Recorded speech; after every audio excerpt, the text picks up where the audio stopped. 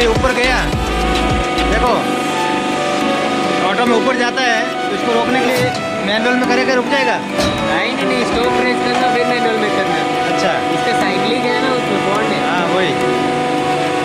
Stop कर दो, manual में कर दो, मैनुअल में करके सेट करके सेमी में चलाओ ना। भाई हो गया स्टॉप।